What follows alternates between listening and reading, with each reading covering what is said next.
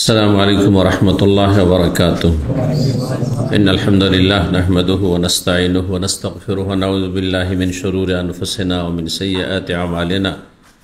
من يهده الله فلا مضل له ومن يضلل فلا هادي له. وأشهد أن لا إله إلا الله وحده لا شريك له وأشهد أن محمدا عبده ورسوله صلى الله تعالى عليه وعلى آله وصحبه وسلم تسليما كثيرا. أما بعد، فقد قال الإمام البخاري رحمه الله تعالى: حدثني محمد بن المثنى قال حدثنا غندر قال حدثنا شعبة عن هشام عن أبيه عن عائشة رضي الله تعالى عنها أن أبا بكر دخل عليها والنبي صلى الله عليه وسلم عندها يوم فطر أو أضحى وعندها قينتان تغنيان بما تعازفت الأنصار يوم بعاث.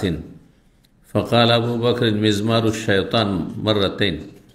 فقال النبي صلى الله عليه وسلم: دعهما يا أبا بكر إن لكل قوم عيدا وإن عيدنا هذا اليوم. সম্মানিত ভাতৃমণ্ডলী, আল্লাহ রাব্বুল আলামিনের প্রশংসা এবং প্রিয় নবী সাল্লাল্লাহু আলাইহি সাল্লামের উপর সালাতু সালামের পর আজ মঙ্গলবার 12 শাবান 1446 হিজরি মোতাবেক 11 ফেব্রুয়ারি 2025 আমাদের ধারাবাহিক আলোচনা আনসারীদের ফজিলত পর্ব নম্বর 21। ইমাম বুখারী রাহিমাহুল্লাহর এই পর্বের হাদিস নম্বর হচ্ছে 3931। অধ্যায় চলে আসছে নবী সাল্লাল্লাহু আলাইহি সাল্লামের মদিনায় আগমন, হিজরত করে নবী সাল্লাল্লাহু আলাইহি ওয়াসাল্লাম এবং সাহাবায়ে কেরামদের আগমন। এ সম্পর্কে গতকালকে একটি আলোচনা হয়েছে। আজকে আমরা শুরু করব এই হাদিস থেকে, যা বর্ণনা করেছেন প্রখ্যাত তাবি হিশাম, তার পিতা উরওয়া ইবনে জুবাইর রাদিয়াল্লাহু তাআলা আনহুমা থেকে। উরওয়াও তাবেঈ, যদিও নবী সাল্লাল্লাহু আলাইহি ওয়াসাল্লামের কাছাকাছি সময় তার জন্ম, কিন্তু দেখা হয়নি। নবী সাল্লাল্লাহু ইন্তেকালের পরে পরেই তার জন্ম, কয়েক বছর মধ্যে। এবং তার পিতা সাহাবী জুবাইর বিন আওয়াম রাদিয়াল্লাহু তাআলা নবী সাল্লাল্লাহু আলাইহি ওয়াসাল্লামের ফুফাতো ভাই, ফুফুর ছেলে। 10 জন জান্নাতের সুসংবাদ প্রাপ্ত যে আশরা মুবাশশারা, তাদের অন্যতম জুবাইর একজন। তো এই জুবাইরের ছেলে হচ্ছে উরওয়া, আর উরওয়ার ছেলে হিশাম। হিশাম বর্ণনা করেছে তার পিতা উরওয়া থেকে। উরওয়া বর্ণনা করেছেন তার খালা মা আয়েশা রাদিয়াল্লাহু তাআলা আনহা থেকে।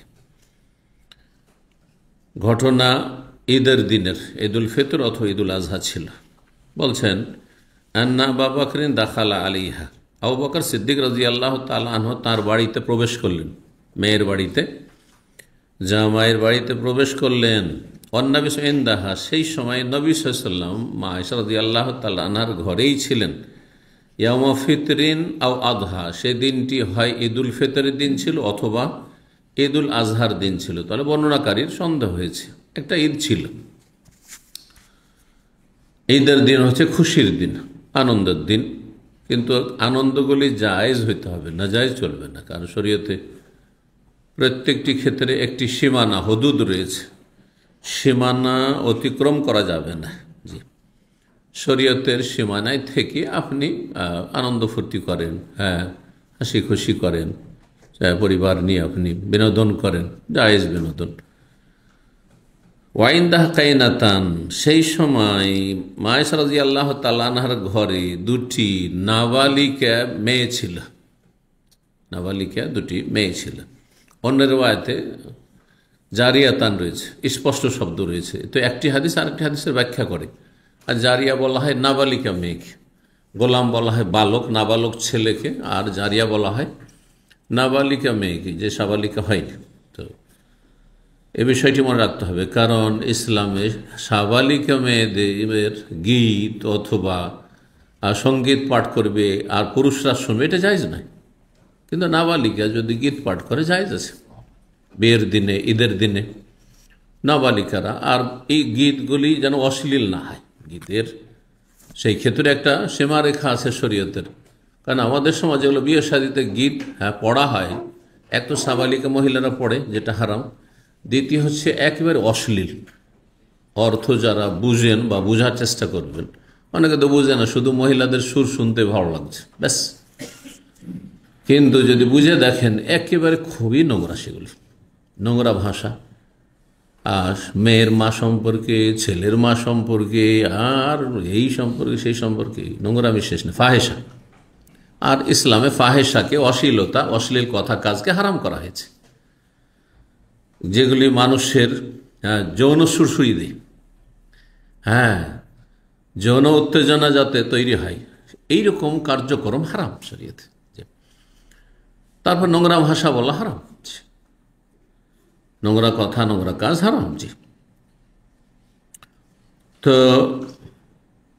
বলছেন যে দুটো কি ছিল, কাইনা বলা হয় গায়িকা, কিন্তু গায়িকা সাবালিকা হইতে পারে, নাবালিকা হইতে পারে। তো একটি হাদিস আর একটি হাদিসে ব্যাখ্যা করলো যে সে মেয়েগুলো কি ছিল, নাবালিকা, কিন্তু তারা গীত গাইতে জানত। সবাই আবার পারে না, গীত গাইতে জানত, গীত গাইত। তো গান্নিয়ানে বেমা তাজাফাতিল আনসার ইয়াম আবু আসিন, সেই দুটি বালিকা গীত গাইছিল। গেনা গীতকে বলা হয়, গেনা গানকেও বলা হয়। বাংলাতে যখন গীত বলবেন তো সেটা মানুষ বুঝবে যে না গীত, কিন্তু গান বললে সাধারণত নোংরামি ভরা। সেই জন্য কোন ভাষাটি কোন ক্ষেত্রে প্রয়োগ করবে এটা দেখতে হবে। জি, তো তারা গীত গাইছিল, কিন্তু আরবিতে দুটো কি বলা হয়, গানকেও গেনা বলে, আগানি বা অগ্নিয়া বহু বচন, আর গীতকেও বলা হয়। জি, তারা গীত গাইছিল। বেমা তাজ, কি বিষয়ে, বিষয় এখানে স্পষ্ট, তাহলে সেখানে কোনো অশ্লীলতা, নারীর অঙ্গ প্রত্যঙ্গ নিয়ে ছিল না, অথবা কোনো অশ্লীল কথা ছিল না। তাতে কি ছিল, বেমা তাজাফাতিল আনসার ইয়ামা বআস, বআস যুদ্ধকে কেন্দ্র করি, যে মদিনার আওস এবং খাজরাজের মাঝে দীর্ঘ 120 বছর ধরে যুদ্ধ লেগেছিল। গতকালকেও বলেছি, মাঝে মাঝে এই হাদিসটা আসতে থাকে, বলেছি। তো সেই যুদ্ধকে কেন্দ্র করে আনসারীরা যেই গীতগুলি বা সঙ্গীতগুলি তারা আবৃত্তি করেছিল, পাঠ করেছিল। যুদ্ধকে কেন্দ্র করে অনেক গান আছে, নাই 71-এর গান আছে না, নাই স্বাধীনতার সঙ্গীত বা গান ইত্যাদি আছে। তো ওই রকমই তাদের যে লড়াইগুলো, তো তারা গেয়েছে, কখনো আওস কখনো খাজরাজ, সেগুলি ওই বালিকা মেয়েগুলি গাইছিল। দিন ছিল ঈদের দিন, খুশির দিন, আর খুশির দিনে এইরকম গীত গাওয়া নাবালিকাদের শরীয়তে এর বৈধতা আছে, অনুমতি আছে। ফাকাল আবু বকরিন, আবু বকর সিদ্দিক রাদিয়াল্লাহু তাআলার সামনে বিষয়টি প্রথম ইসলামে এসেছেন, এগুলো আপত্তিকর, এটা আবার কি, মেয়েরা গীত গাইবে, মানে তাও নবী সাল্লাল্লাহু আলাইহি ওয়াসাল্লামের সামনে, নবী সাল্লাল্লাহু আলাইহি ওয়াসাল্লামের বাড়িতে। আবু বকর সিদ্দিক রাদিয়াল্লাহু তাআলা প্রবেশ করার পরে বলছেন, মিজমারুশ শয়তান মাররাতাইন, এ তো শয়তানের বাজনা, মানে শয়তানের আপনার গীত। মিজমার বাদ্যযন্ত্রকে বলা হয়, আর এখানে যেহেতু বাদ্যযন্ত্র ছিল না, আর যদি আরবদের মধ্যে থাকে তো সেটা দফ বা দুফ ব্যবহার করত। দুফ হচ্ছে এক মুখা ঢোল, একদিকে হয়, দুই দিক থেকে নয়, দুই দিক থেকে যে ঢোল থাকে বাজায়, সেটা হারাম ছিল।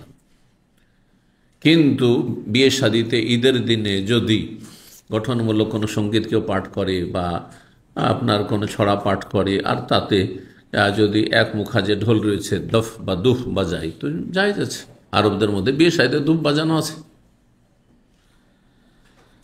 জায়েজ, কোনো অসুবিধা নেই। কারণ বিয়ের দিন হচ্ছে খুশির দিন, কিন্তু খুশিটাও সীমিত আকারে হইতো, নারী পুরুষ একাকার হওয়া যাবে না, নারীরা সাবালিকা নয়। আর তারপরে সাবালিকারাও যদি পাঠ করে তো মহিলা সমাজে হইতে হবে, যেন পুরুষদের কানে যেন এই গীতের আওয়াজ না যায়। এগুলি বাধা নিষেধ মেনে করতে হবে। দুইবার করে বলেন আবু বকর সিদ্দিক রাদিয়াল্লাহু তাআলা, শয়তানের বাদ্যযন্ত্র, শয়তানের বাজনা, এ কি হচ্ছে বাড়িতে? নবী সাল্লাল্লাহু আলাইহি ওয়াসাল্লাম বললেন, দাহ মায় বাবা করে, আবু বকর এই দুটি মেয়েকে ছেড়ে দাও, তাদেরকে গীত গাইতে দাও। কেন? ইন্না লিকুল্লি কওমিন ঈদান, প্রত্যেক সম্প্রদায়ের খুশির দিন রয়েছে, ঈদের দিন, উৎসবের দিন। ঈদ মানে উৎসব, ঈদ মানে উৎসব। আমাদের উৎসব বছরে দুটি, ঈদ উল ফিতর, ঈদ উল আযহা, অন্যদের উৎসব। প্রত্যেক কওমের কি রয়েছে? প্রত্যেক সম্প্রদায়ের উৎসব রয়েছে। ওয়াইন্না ঈদানা হাযাল ইয়াওম, আমাদের উৎসব হচ্ছে এই দিনে, ঈদ উল ফিতর, ঈদ উল আযহা। আমাদের উৎসব অন্য করে দেয়, এই যে এইসব যতগুলি দিবস, সেগুলো আমাদের উৎসব নয়। সুতরাং একজন মুসলিম যথাসাধ্য এগুলো থেকে দূরে থাকার চেষ্টা করবে। যদিও এক শ্রেণীর লোকেরা বলছেন এগুলো তো আমরা ধর্ম মনে করে করি না, সুতরাং এগুলি আমাদের যা ট্রেডিশনাল বিষয়, পরম্পরা চলে আসছে, কেউ কেউ এদিকে গিয়েছে, কিন্তু এগুলো থেকে বেঁচে থাকো। ইসলামে দিবস পালন করার কোনো অবকাশ যদি থাকতো তো নবী সাল্লাল্লাহু হিজরতের দিবস পালন হইতো, নবী সাল্লাল্লাহু নবুয়তের যেই দিন নবী হয়েছিলেন সেই দিবস পালন হইতো, তারপরে এরকম আরও কোনো দিবস পালন হইতো। মেলা ইসলাম খুশি তো, মক্কা বিজয়ের দিবস পালন হতো, এর চেয়ে বড় বিজয় কি আছে? বদরের যুদ্ধের বিজয়ের দিবস পালন হইতো, কিছুই তো হয়নি ইসলাম, নেই কিছু। এরকম শোক দিবসও পালন নাই, শোক দিবস পালন হবে আর তাতে জাতীয় পতাকা সেটা ঝুঁকে থাকবে এই 3 দিন ধরে, তার নীরবতা পালন হবে। এগুলো সব হারাম, কিন্তু এগুলো সবগুলি ইহুদি খ্রিস্টান বিজাতির অনুকরণ, কোনো মুসলিমের জন্য জায়েজ নাই। স্বেচ্ছায় নিরুপায় হইলে পিছু টান দিয়ে থাকবেন, আপনি ফ্রন্ট লাইনে থাকবেন না, এগুলো নেতৃত্ব দিতে যাবেন না। ধরেন আপনার চাকরি আছে, এগুলো না করলে চাকরি চলে যাবে, তাহলে আপনি পেছনে থাকবেন, সামনে থাকবেন না। অন্তর থেকে ঘৃণা করবেন, যে সর্বনিম্ন স্তর যেটা প্রতিবাদের, অন্তর থেকে আমি এগুলোকে ঘৃণা করি, জায়েজ মনে করি, ঘৃণা করি, এবং আল্লাহর কাছে এগুলো থেকে আশ্রয় চাই। এইরকম ঈমান কমপক্ষে থাকতে হবে, বাতিলের সাথে একাকার হয়ে গেলে হবে না। 3932 নম্বর হাদিস বর্ণনা করছেন আনাস বিন মালিক রাদিয়াল্লাহু তাআলা আনহু, তিনি বলেন লাম্মা কাদিমা রাসূলুল্লাহ সাল্লাল্লাহু আলাইহি মদিনাতা, যখন রাসূলুল্লাহ মদিনায় তশরিফ নিয়ে আসেন, নাযালা ফি উলুউল মদিনাতি ফি হাইয়িন ইউকালু লাহুম বানু আমর ইবনে আউফ। নবী সাল্লাল্লাহু আলাইহি ওয়াসাল্লাম মদিনায় অবতরণ করলেন, এসে ফি উলুউল মদিনা, মদিনার উঁচু এলাকায়। কোবা এলাকাটি তুলনামূলক মসজিদে নবীর যে এলাকা রয়েছে তার তুলনায় উঁচা ছিল, উঁচু এলাকায় অবতরণ করলেন, সেখানে প্রথম নামলেন। এমন একটি মহল্লা, ফি হাই মানে এমন একটি মহল্লায়, এখানে কিন্তু হাই বলা হচ্ছে, হাইউল খালিজ, আল খালিজ, হাইউল নাখিল, এটা হাইউল সুক, কিন্তু এই যে এই এরিয়া হচ্ছে এটা হাইউল দাওয়াসের, আমরা জানেন না সেই জন্য দাওয়াসের বলছেন, কিন্তু আসলে হাই মানে কি? মহল্লা। শহরের একটি পাড়াকে মহল্লা বলা হয়, আর গ্রামে হলে একটা গ্রামের কয়েকটা পাড়া মিলে একটা গ্রাম। গ্রামে হলে ওটাকে আমরা পাড়া বলি, আর শহরে হলে কি বলি? মহল্লা বলি। হাইয়ন মানে হচ্ছে মহল্লা আসলে। জি, তো হাই শব্দটি তাহলে 1400 বছর আগে থেকে চলে আসছে, এখনো ব্যবহার হচ্ছে। জি, ইংরেজিতে এখানে ডিস্ট্রিক্ট ব্যবহার করছে, তাই না? কিন্তু এদের পরিভাষা, আমাদের পরিভাষায় ডিস্ট্রিক্ট কথাটি প্রযোজ্য না, কারণ ডিস্ট্রিক্ট আমাদের অনেক বড়। আমাদের দেশে এরকম ডিস্ট্রিক্ট না যে 1 কিলোমিটার 2 কিলোমিটারের ডিস্ট্রিক্ট, তাই না? অন্তত 50 থেকে 100 কিলোমিটারের ডিস্ট্রিক্ট একটা, জি, এক প্রান্ত থেকে আরেক প্রান্ত। সুতরাং আমাদের ক্ষেত্রে ডিস্ট্রিক্ট হচ্ছে আপনার অন্যরকম। ডিস্ট্রিক্টের আরবি, সূক্ষ্ম আরবি, আমাদের দেশীয় ডিস্ট্রিক্টের আরবি হচ্ছে মহাফাজা। যেমন আলহাসা একটা মহাফাজা বলা হচ্ছে, আবকিক মহাফাজা, রাস্তানোর একটা মহাফাজা, জোবাইল একটি মহাফাজা, এইভাবে এখানে ভাগ আছে। যদিও মহাফাজার অর্থ ডিস্ট্রিক্টও হয়, আবার মহাফাজার অর্থ কমিশনারি হয়। কোনো কোনো দেশে কমিশনার ভাগ আছে, ডিস্ট্রিক্টের ওপরে হচ্ছে কয়েকটা ডিস্ট্রিক্ট মিলে একটা হচ্ছে কমিশনারি এলাকা, জি, যার একজন কমিশনার রয়েছে। জি, তো সব দেশে নাই এগুলো আর কি, এসব আপনার বিভিন্ন দেশের পরিভাষা এগুলো। তো বলছেন যে সেই মহল্লাকে কি বলা হতো? বানু আমর ইবনে আউফ, আমর ইবনে আউফের গোত্রের মহল্লা। এই এলাকায় আউফ, আমর ইবনে আউফ বংশের লোকেরা বা গোত্রের লোকেরা বসবাস করত। তো সেই গোত্রের নামে, আর আরবরা এক বংশ এক এলাকায় বাস করবে, ভিন্ন বংশের লোক এসে মাঝখানে একটা বাস করবে, এরকমটা ছিল না ওদের। এখন পর্যন্ত গ্রামাঞ্চলে, পল্লী গ্রামে যদি চলে যান, তো যেখানে যারা আছে নিজের গোত্র ছাড়া, গতিয়া ছাড়া অন্য কোনো গোত্র নাই। জি, এখনও ওর কিছু চিহ্ন বাকি আছে। আমি গেছি একবার মরুভূমিতে 50 কিলোমিটার ভিতরে, কোনো রাস্তাঘাট নাই, ওই রকম এলাকায় গেছি। আর হারবি তো হারবি, এরা সব হারবি, অন্য কেউ নেই, বরং ওরা শুধু 4-5 ভাই আছে, আর কেউ নেই। এইভাবে এক একটা গোত্র এক এক এলাকায় বসবাস করে। আমাদের সমাজটা, আমাদের দেশের গ্রাম অঞ্চলগুলি আজকাল শহরের মতো হয়ে গেছে। শুধু এক গ্রামে বহু বংশের লোক এসে বাস করছে, এমন এমন লোক এসে বসবাস করছে তার বংশের হয়তো কোনো লোক নেই, ওই একাই আছে। অবস্থার পরিবর্তন ঘটেছে, কিন্তু আগে ছিল না। আমাদের দেশেও এক সময় ছিল এরকম যে একটা গ্রাম মানে এক বংশ, আমরা সব এক বংশের লোক, এমনটা ছিল। জি। কালা ফাকামা ফিহিম আরবা আশারাতা লাইলা, সেখানে এসে 14 দিন অবস্থান করলেন। এখানে চলে আসলো। অন্য হাদিস রয়েছে 10-এর বেশি। তা 10-এর বেশি কত ছিল তাহলে? 14 দিনের বর্ণনাটি সবচাইতে বিশুদ্ধ সহি। আর একটি বর্ণনায় 24 দিন রয়েছে, কিন্তু যেহেতু বিস্তর পার্থক্য, 10 দিনের পার্থক্য, ওই হাদিসটি দুর্বল, ওই রিওয়ায়াতটি দুর্বল। 14 দিন এখানে ছিলেন প্রথম এই কোবা এলাকায়। তাহলে 14 দিন সেখানে থেকেছেন, মসজিদ তৈরি করেছেন, সালাত আদি করেছেন। সুম্মা আরসালা ইলা মালা বানি নাজ্জার, তারপরে দূত পাঠালেন বানু নাজ্জার গোত্রের যারা সম্ভ্রান্ত ব্যক্তি বা নেতৃস্থানীয় ব্যক্তি তাদের কাছে। বানু নাজ্জার যেহেতু নবী সাল্লাল্লাহু আলাইহি ওয়াসাল্লামের আত্মীয়, তারা নবী সাল্লাল্লাহু আলাইহি ওয়াসাল্লামের দাদা আব্দুল মুত্তালিব, যে আব্দুল মুত্তালিবের নানা বংশ। তো দাদার নানা বংশ, আরবরা দাদার নানা বংশ, বাবার নানা বংশ, সবকে নানা বংশ বলে, আখওয়াল বলে, মামাদের বংশ।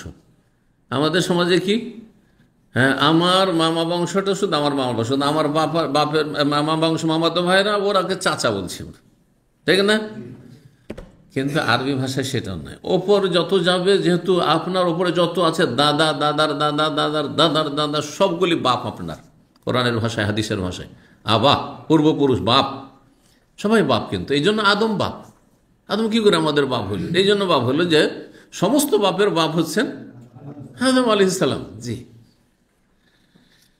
তো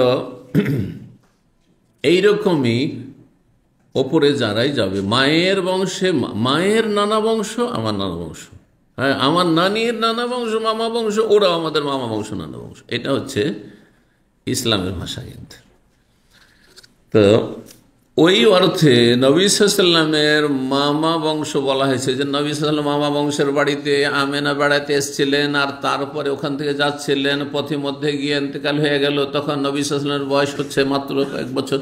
হ্যাঁ, হ্যাঁ, তো মা ইন্তেকাল হয়ে গেল। জি। তো মানে সরাসরি আমেনার মায়ের বাড়ি বা বাপের বাড়ি এখানে মদিনায় ছিল না, কারণ আমেনা তিনি কুরাইশ বংশের, আর কুরাইশ বংশ মক্কায় বসবাস করে, পেলেন কোথায় এখানে? সিরাতুন নবীতে এগুলো বিস্তারিত আলোচনা করেছে। 14 দিন থাকলেন। তারপরে বানু নাজ্জার গোত্রের যারা নেতৃস্থানীয় ব্যক্তি, প্রধানদেরকে ডেকে পাঠান, গণ্যমান্যদেরকে। কাল, তারা ছুটে আস। কি জন্য ডেকে পাঠালেন? কারণ এরা এক তো মুসলিম, ইসলাম গ্রহণ করেছে, আনসারি, এরা মুসলিম, ইসলাম গ্রহণ করেছে। 2 নম্বর কথা হচ্ছে নিকটাত্মীয়। তো 2 দিক থেকে একটা শক্ত বন্ধন আছে, ইসলামের বন্ধন আর আত্মীয়তার বন্ধন। তাহলে এরা অন্তত সার্বিক নিরাপত্তার ব্যবস্থা করে নিয়ে যাবে সামনে, কারণ সামনের দিকে যেতে 3টি ইহুদি বংশ বসবাস করছে, আর এরা ইসলামের, মুসলিমের সবচেয়ে বড় শত্রু। নবী সাল্লাল্লাহু আলাইহি ওয়াসাল্লামকে কয়েকবার করে তারা খুন করার চেষ্টা করেছে। জি। শেষে তারা বিষ খাওয়াতে সক্ষম হয়েছে, আল্লাহ হেফাজত করেছেন, বিষের প্রতিক্রিয়া হয়েছে, এসব ঘটনা জানেন। জি। 2 জন এখানে। তো ডেকে পাঠালেন তাদেরকে। ফাজাউ, তারা আসলো, মুতাকাল্লিদি সুয়ুফিহিম, তাদের তরবারি, হ্যাঁ, ঝুলানো অবস্থায়, তরবারি সাথে সুসজ্জিত হয়ে। তাকাল্লাদ মানে তরবারি লটকিয়ে নিয়ে, তরবারি ঝুলিয়ে নিয়ে, তরবারি সাথে প্রত্যেকের ঝুলছে। হ্যাঁ, আর তারা এসেছেন নবী সাল্লাল্লাহু আলাইহি ওয়াসাল্লামকে কি করার জন্য? নিয়ে যাওয়ার জন্য। কোথায়? মদিনায়, হ্যাঁ, কোবা এলাকা থেকে। কেন? ভাষ্যকারগণ বলেছেন যে যেহেতু পথে মদিনায় 3টি ইহুদি গোত্র ছিল, তাদের বলে নিরাপত্তাহীনতার আশঙ্কা ছিল, বা তাদের পক্ষ থেকে কোনো রকমের রিয়াকশন, আক্রমণের আশঙ্কা ছিল আগে থেকেই। এটা একটা বিষয়। আর সেটা যদি নাও থাকে, তো অস্ত্রে সুসজ্জিত থাকলে, কারো যদি অসৎ নিয়ত থাকে, তার সতর্ক সাবধান থাকবে। এটি আমাদের নিরাপত্তা দেওয়া সার্বিক দায়িত্ব আমাদের রাসূলুল্লাহ সাল্লাল্লাহু আলাইহি ওয়াসাল্লামের। এই জন্য তারা অস্ত্রে সুসজ্জিত হয়ে, তরবারিতে সুসজ্জিত হয়ে আসলেন নবী সাল্লামকে নিয়ে যাওয়ার জন্য। কাল ওয়াকান্নি আনজুল রাসূলিল্লাহ আলা রাহিলাতিহি, যেন আমি এখন সচক্ষে দেখছি রাসূলুল্লাহ সাল্লাল্লাহু আলাইহি ওয়াসাল্লাম তার বাহনের পিঠে আরোহণ করে রয়েছেন, আবু বকর রিদফাহু, আবু বকর সিদ্দিক রাদিয়াল্লাহু তার পেছনে বসে আছেন। তাহলে এখানে কোবা মহল্লা থেকে মসজিদে নবী মদিনা আসা পর্যন্ত এখানে কিন্তু একই উঠে দুইজন ছিলেন। এর আগে একটি হাদিসে আমি ব্যাখ্যা করতে গিয়ে কথা বলেছিলাম। জি জি। ও মালাউ বানি নাজ্জার হাওলাহু, আর বানু নাজ্জার গোত্রের প্রধানরা তার চারপাশে, রসুলের চারপাশে চারিদিক থেকে ঘিরে নিয়ে যাচ্ছে। জি। হাত্তা আলকা বেফেনায় আবি আইয়ুব, গিয়ে অবতরণ করলেন, নামলেন। আলকা মানে নিক্ষেপ করা, মানে পালকিকে নামিয়ে রাখা আর নিজে অবতরণ করা, তো ভাব অর্থ হচ্ছে নবী সাল্লাল্লাহু আলাইহি সাল্লাম অবতরণ করলেন আবু আইয়ুব আনসারী রাদিয়াল্লাহু তাআলা আনহুর বাড়ির চত্বরে, বাড়ির সামনে যে উঠান থাকে সেই চত্বরে, ফেনা আঙিনা, উঠান, চত্বর সবই বলা হয়। কাল ফাকানা ইউসাল্লি, নবী সাল্লাল্লাহু আলাইহি সাল্লাম সালাত আদায় করতেন। প্রথম গিয়ে মসজিদে নেই, সুতরাং হাইসু আদরাকাত হোস, যেখানে সালাতের সময় হতো ওখানে আদায় করে নিতেন। আর ইসলামের বৈশিষ্ট্য যা আগের উম্মতে ছিল না, তা হচ্ছে বেশ কয়েকটি বৈশিষ্ট্যের, যে আমার উম্মতের যে কোনো ব্যক্তির সালাতের সময় হয়ে গেলে সেখানেই তার সালাতের জায়গাও রয়েছে এবং পবিত্রতার ব্যবস্থাও রয়েছে।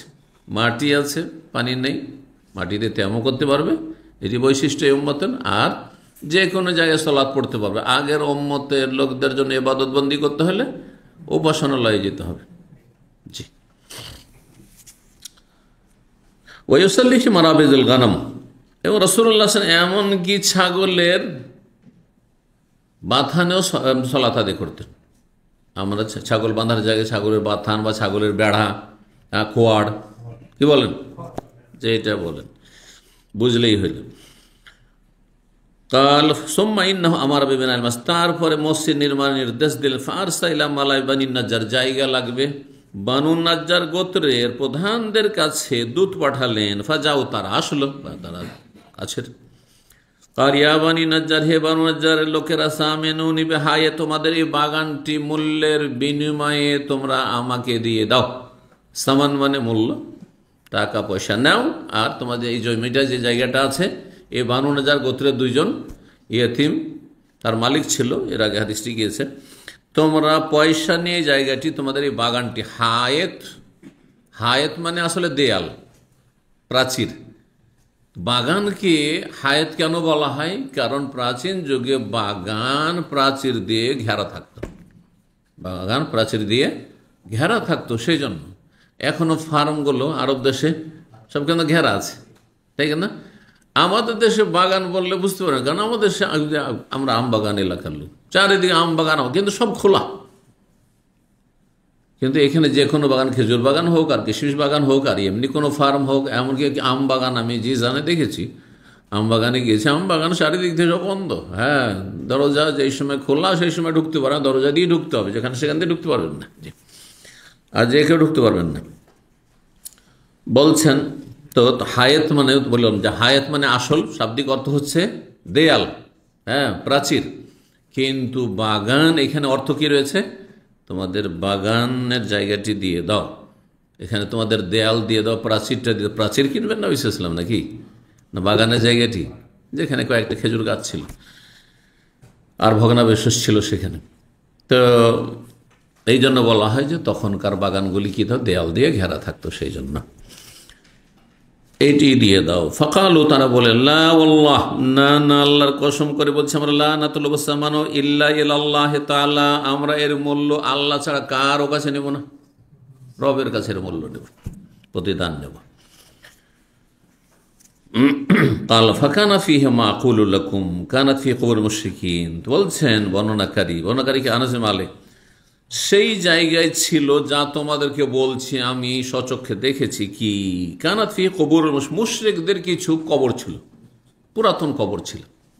আর তারপরে মুসলিমদের কবর না, কবর জানা ছিল যে কবর আছে, কিন্তু সেই কবরগুলি মুসলিমের কবর বিনা কারণে অন্য জায়গায় স্থানান্তরিত করা যায় না।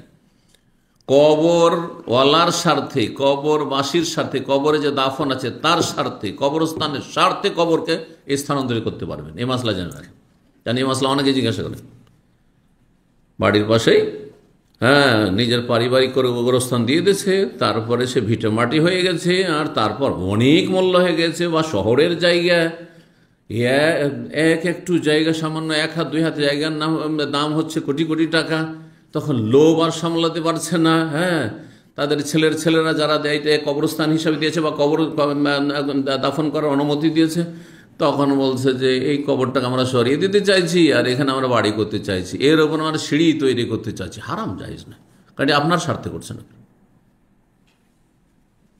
যদি কবরের মাসলাহাত থাকে তাহলে কবরকে জায়গা থেকে অন্য জায়গায় করতে পারবেন, আর যদি আপনার মাসলাহাত থাকে, স্বার্থ থাকে, তাহলে করা জায়েজ না।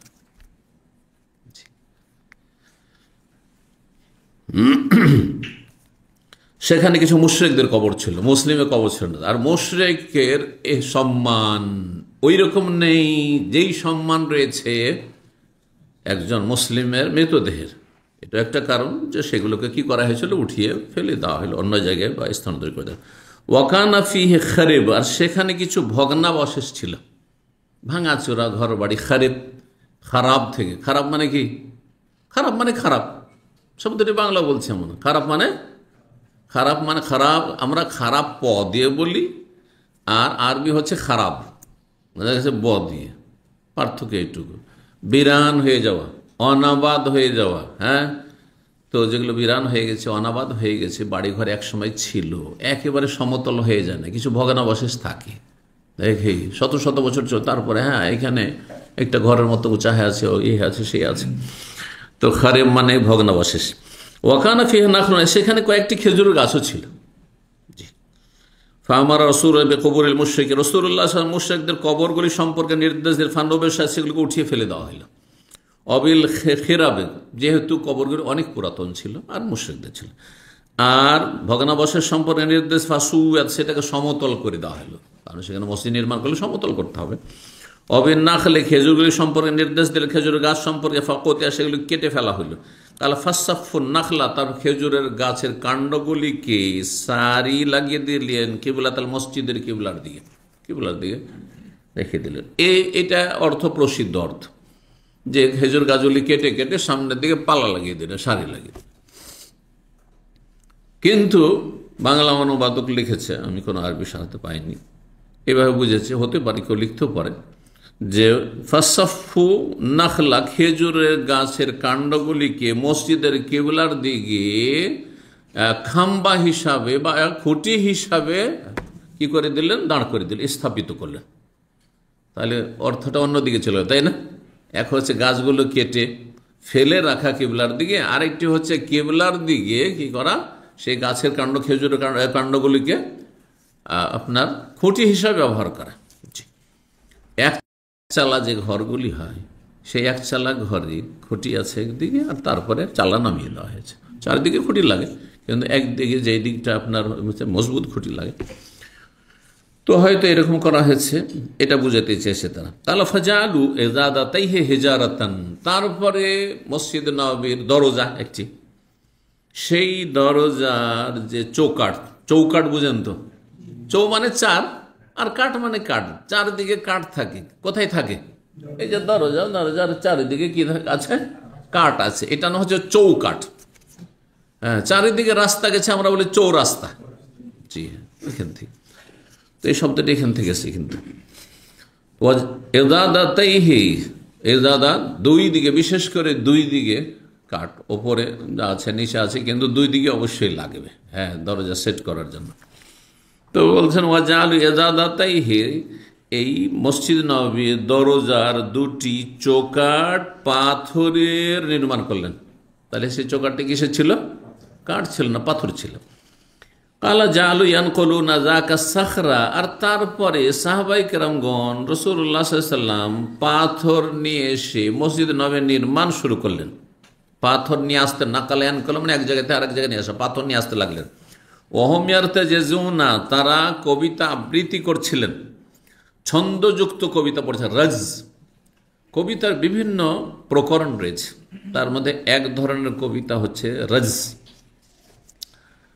তো ছন্দযুক্ত কবিতা পাঠ করতে লাগলেন রাসূলুল্লাহ তাদের সাথেও ছিলেন। ইয়াকুলুনা সাহাবায়ে কেরামগণ এবং রাসূলুল্লাহ সাল্লাল্লাহু আলাইহি ওয়াসাল্লাম এই কবিতাগুলি আবৃত করছিলেন। আল্লাহুম্মা ইন্নাহু লা খায়রা ইল্লা খায়রুল আখিরাহ, হে আল্লাহ, সত্যিকারের কল্যাণ হচ্ছে পরকালের কল্যাণ।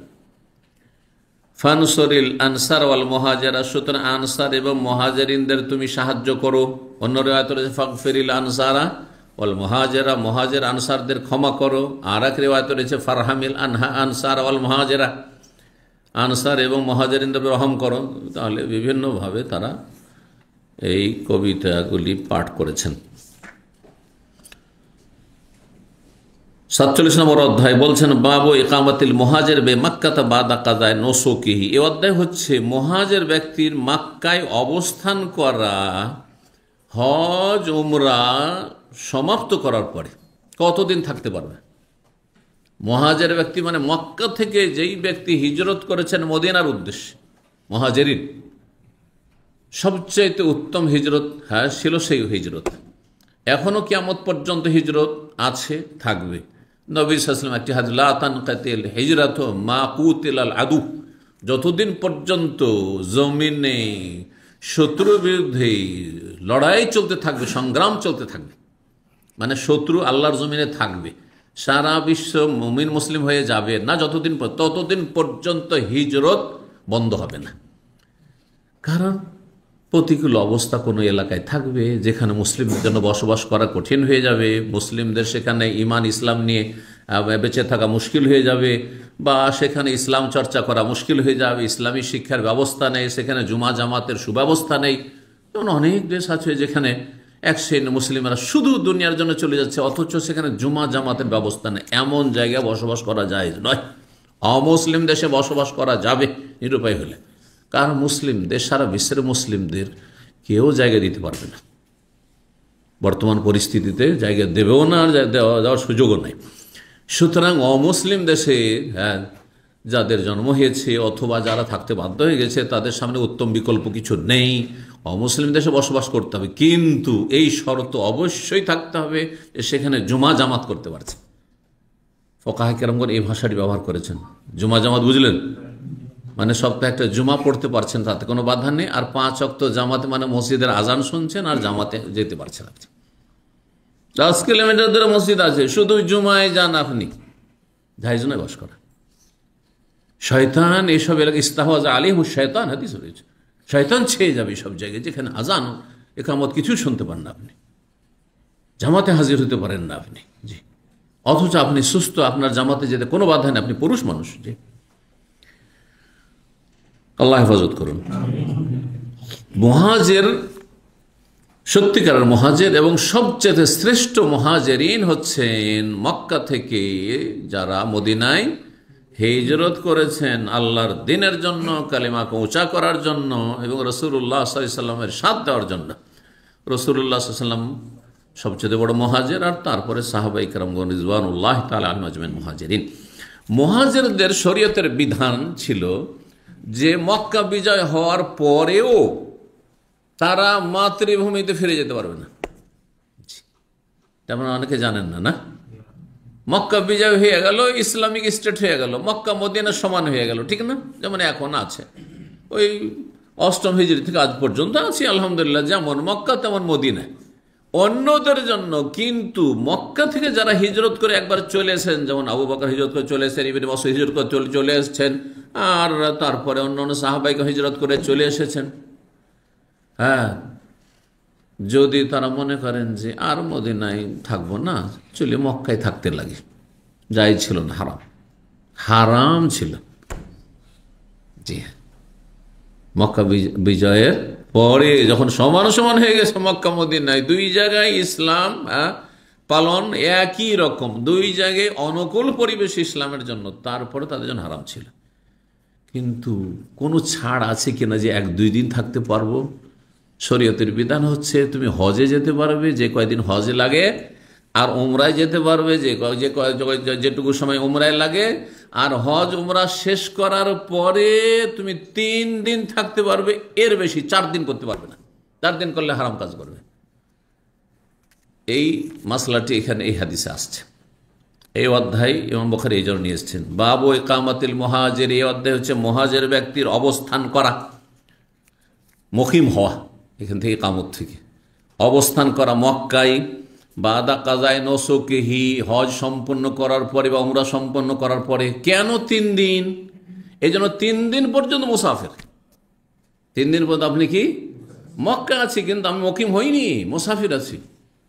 কিন্তু যখনই 4 দিন হয়ে গেল, তখন সবচেয়ে সতর্কতামূলক মত এবং সবচেয়ে বলিষ্ঠ মত যে মুসাফির আর মুকিমের সময়কালের ক্ষেত্রে কতদিন মিয়াদ, এই ক্ষেত্রে কেউ বলছে 19 দিন, তো কেউ বলছে যে আজীবন। যদি আপনি টেম্পোরারি একামার কোনো ঠিক নেই, যে কোনো সময় এক্সিট লেগে যেতে পারে, কিন্তু বলছে তুমিও মুসাফির, আপনাদেরকে অনেক মুসাফির বলছে, এও ফতোয়া আছে, সব রকম ফতোয়া আছে।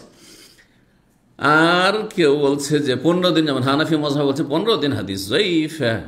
আর শেখুল বাজ রাহিমাহুল্লাহ অধিকাংশ ওলামারা এটি সবচেয়ে মজবুত মত। আর সতর্কতা এতে রয়েছে, কারণ আল্লাহ যদি আপনার ওপরে 4 রাকাত ফরজ করেন, মানে আপনি মুকিম হয়ে গেছেন, তাহলে 4 রাকাত ফরজ, তাই না? জোহর, আসর, এশা, আর আপনি 2 পড়ে নিলেন, ক্ষমা পাবেন? হ্যাঁ, না পাপিষ্ট হয়ে মরবেন? হ্যাঁ, ঠিক কিনা? কিন্তু আল্লাহ আপনাকে ছাড় দিয়েছেন, 2 পড়লেই চলতো হয়তো, কিন্তু আপনি 4 পড়লেন, অসুবিধা আছে? কোনো অসুবিধা নেই, আল্লাহ ছাড় দিয়েছেন, আমি ছাড় নিলাম না। সাদাকা, হাদিস হয়েছে সাদাকা তো তাসাদ্দাকা আল্লাহু আলাইকুম, আল্লাহ সাদকা দিয়েছেন, সাদকা নিতেও পারি, নাও নিতে পারি। অভাবী লোক কেউ আছে এখানে, চাকরি নেই, বাকরি নেই, কিচ্ছু নেই, কাজ নেই, কর্ম নেই, বলছে ভাই 100 রিয়াল নাও, এটা আমার পক্ষ থেকে সাদকা, তুমি খাওয়া দাও। বলছে না না, আমি সাদকা নেব না। অধিকার আছে না নেই তার? আমি নেব না ভাই, আল্লাহ ভরসা দেখি, কালকে আবার রুজি তলাশ করি, কিন্তু আমি সাদকা নিব না। ঠিক ওই রকমই এই জন্য হানাফি মযহাব ছাড়া সমস্ত মযহাবে কসর করা হচ্ছে সুন্নাত, ওয়াজিব নাই। একমাত্র হানাফি মযহাব বলছে কসর করা ওয়াজিব। যার ফলে যারা হানাফি মযহাব প্রভাবিত, তারা পেরেশান হয়ে যায় যে শেখ এখন কসর করব না, আমি কি করব, পুরা নামাজ পড়বো না। যেখানে সন্দেহ হবে, ফর্মুলা যেখানে সন্দেহ হবে যে এখানে আবার যেন কসর চলবে না, চলবে না, এই সময় হয়ে গেছে, কসর চলবে কি চলবে না, এত দূর হয়েছে, হ্যাঁ কসর চলবে কি চলবে, আর ডেইলি আমি এখান থেকে ট্রিপ নিয়ে যাচ্ছি, রিয়াদ যাচ্ছি, জুবাইল যাচ্ছি, খাবজি যাচ্ছি, তো কসর চলবে কি চলবে না আমার জন্য সন্দেহ হচ্ছে, পুরা নামাজ পড়েন, সন্দেহের ঊর্ধ্বে চলেন। এতে আপনার কি রয়েছে? নিরাপত্তা রয়েছে। আপনি আল্লাহর কাছে আসামের কাঠগড়ে হাজির হবেন না। আল্লাহ যদি বলে যে তোর তো 2 ফরজ করেছিলাম, আল্লাহ অসুবিধা নেই, 2 আদায় করে প্লাস করেছিলাম, সতর্কতামূলক, কোনো অসুবিধা নেই। কিন্তু আল্লাহ যদি বলে তোর তো 4 ফরজ ছিল জোহর, তুই 2 কেন পড়েছিস, কি জবাব দিবেন? কোনো জবাব নাই। সহজ ভাষায় মাসলা বুঝে রাখেন। তো যাই হোক, 3 দিন পর্যন্ত যেহেতু মুসাফির, তো মুসাফির হয়ে তুমি মক্কায় থাকতে পারো, কিন্তু 4 দিন 5 দিন 7 দিন থাকবে, তুমি তো মক্কায় মুকিম হয়ে গেলে, তাহলে তোমার বাড়ির মতো হয়ে গেল। না না, চলবে না, তাড়াতাড়ি তুমি মদিনা ফিরে আসো। 3933 নম্বর হাদিস বর্ণনা করছেন আব্দুর রহমান ইবনে হুমায়দ আজ-জুহরি। তিনি বলছেন সামিআতু উমর ইবনে আব্দুল আজিজ রাহিমাহুল্লাহ, উমর আব্দুল আজিজ রাহিমাহুল্লাহ, তিনি খোলাফায়ে রাশেদিন, 4 খলিফার পরে সবচেয়ে শ্রেষ্ঠ খলিফা ছিলেন, 5ম খলিফায়ে রাশেদ। আর যদি আর একটু সূক্ষ্ম করে বলেন 6ষ্ঠ খলিফা রাশেদ। 6 জন খলিফা রাশেদ বলা হয়েছে, আবু বকর, ওমর, ওসমান, আলী আর হাসান।